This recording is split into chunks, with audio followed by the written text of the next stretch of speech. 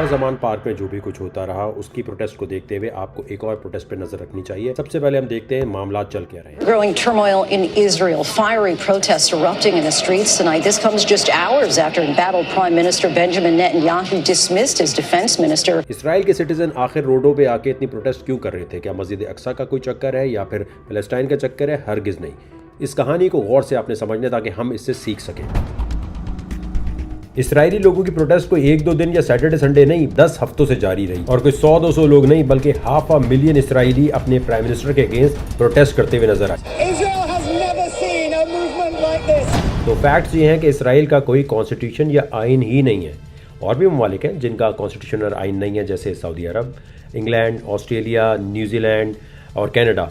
लेकिन इसराइल के जो मसाइल हैं वो कॉन्स्टिट्यूशन ना होने की वजह से अब ज़रा ज़्यादा बढ़ते जा रहे हैं। लेकिन ये कॉन्स्टिट्यूशन आखिर होता क्या है? आप जिस भी मुल्क के शहरी होते हैं वहाँ के लॉज को आपको फॉलो करना होता है। इसी तरह जो हुकूमत होती है वो किस तरह काम करेगी उसके लिए कॉन्स्टिट्यूशन एक डॉक्यूमेंट लिखा हुआ होता है कि तुमने इस तरह कवानीन को लेके चलना है। अब इसराइल का कॉन्स्टिट्यूशन क्यों नहीं है? उसकी वजह है कि इनकी जो फर्स्ट प्राइम मिनिस्टर थे डेविड बेन गूरियन, इनकी फिलॉसफी ये थी कि कॉन्स्टिट्यूशन और आइन अगर कुछ 3-4 लोगों ने बनाया तो ये सिर्फ डिजाइन हो जाएगा एलीट क्लास को ज्यादा इंटरटेन करने के लिए और गरीब या मिडिल क्लास बहुत बुरी तरह पिस जाएगा। इसकी एक और वजह और दूर अंदेशी इनकी तरफ से ये थी कि जो कट्टर मजहबी लोग हैं जो जूइश मजहब को फॉलो करते हैं वो तो ये कहेंगे कि हमारे पास ऑलरेडी हमारी किताब मौजूद है, हम तो वो कवानीन फॉलो करेंगे और कॉन्स्टिट्यूशन तो कोई बंदा लिख रहा है, हम उसे क्यों फॉलो करें। और वो लोग जो मजहब से इतने करीब नहीं होंगे या बहुत ज्यादा कहेंगे जी हमें मजहब को फॉलो नहीं कर रहा, वो कहेंगे जी हम मजहबी चीजों को क्यों फॉलो करें।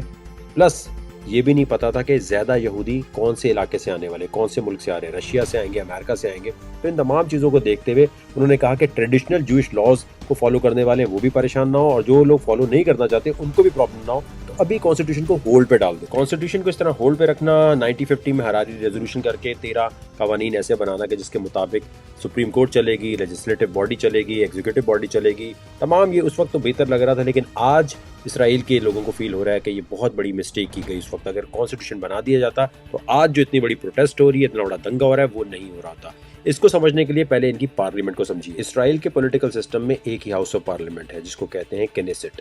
वहां पर होती हैं 120 सीट्स, लोग वोट करते हैं और आज तक एक भी पॉलिटिकल पार्टी पूरी अक्सरियत लेके नहीं आ सकी, यानी उसको हमेशा कोलिशन गवर्नमेंट बनानी पड़ी। अब जो पॉलिटिकल पार्टी रूल कर रही है इस वक्त इसराइल में उसका नाम लिक्विड है और उसके जो प्राइम मिनिस्टर हैं बेंजामिन नेतन्याहू वो 5वीं दफा इलेक्ट होके आए हैं।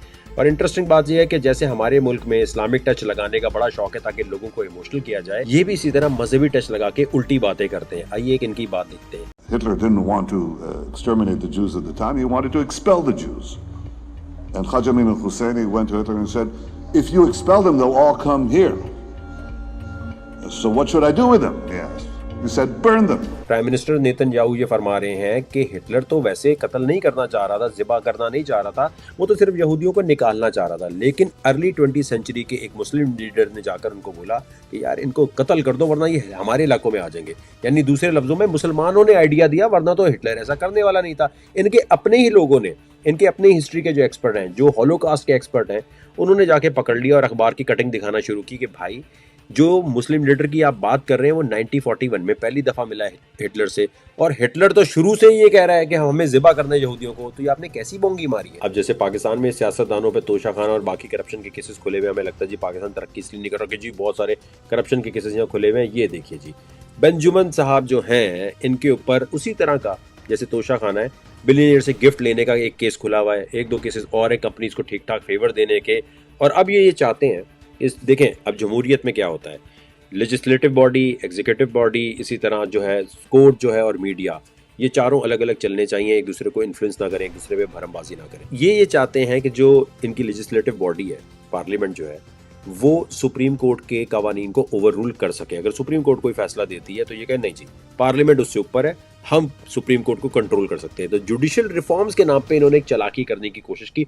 अवाम एक नहीं दो नहीं, जैसे मैंने पहले बताया 10 हफ्तों तक बाहर रही, 500,000 लोग बाहर रहे, पढ़े लिखे लोग आके खड़े होकर कि नहीं भाई ऐसा नहीं हम आपको करने देंगे। ये कोई ऐसी प्रोटेस्ट नहीं थी जिसमें कुछ सियासी जमातें अपने कारकुन लेके पहुंच गई, पूरा इसराइल बाहर था। आप सोचें एयरपोर्ट के ऊपर कोई बंदा मौजूद नहीं, टिकट काउंटर वाला मौजूद नहीं, पायलट मौजूद नहीं, कोई हॉस्पिटल में मौजूद नहीं, हर कोई सड़कों पे था कि हमारे हकूक छीनने की प्लानिंग का सोचा भी कैसे।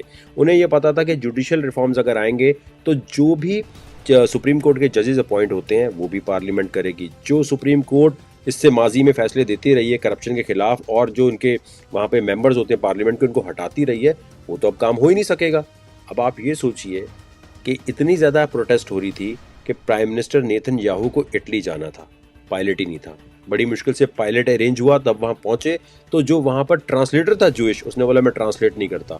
جتنی بھی ایمبیسیز ہیں اسرائیل کی دنیا بھر میں, انہوں نے کام کرنا چھوڑ دیا کہ یہ ہمارے حقوق کے اگینسٹ جا کیسے رہے. نیتن یاہو کے ساتھی منسٹر سمجھاتے ہیں کہ بھائی بس کر دو, عوام بہت پیچھے آ رہی ہے, وہ اپنے منسٹرز کو فائر کرنا شروع کر دیتے ہیں. اس کے بعد پروٹیسٹ اور بڑھ جاتی ہے, اور اتنی بڑھتی ہے کہ نیتن یاہو کو اپنے گھر سے بھاگنا پڑتا ہے کہ باہر پروٹیسٹرز آ چکے ہیں. اور جو نیتن یاہو کے بیٹے ہیں, جیسے ہمارے یہاں بولتے ہیں نا سائفر, ہمارے یہاں بولتے ہیں امریکہ ہے پیچھے اور امریکہ ہمارے پیچھے آ رہا ہے, اسی طرح وہاں بھی یہی ہو رہا ہے. یہاں پر ان کے بیٹے جو ہیں نیتن یاہو کے, وہ کہتے ہیں بھائی جان یہ سب امریکہ کرا رہا ہے تاکہ ایران سے ایگریمنٹ کر لے. سوچے ذرا, اسرائیل کا پرائم منسٹر یہ کہہ رہا ہے کہ مجھے ہٹانے کی سازش کر رہا ہے امریکہ. انڈیا کے اندر کسان پروٹیسٹ کرتے ہیں تو کہتے ہیں یہ سازش کر رہا ہے امریکہ. ایران کے اندر خواتین کے ساتھ جو پروٹیسٹ ہو رہی ہوتی ہے وہ کہتے ہیں یہ بھی امریکہ کروا رہا ہے.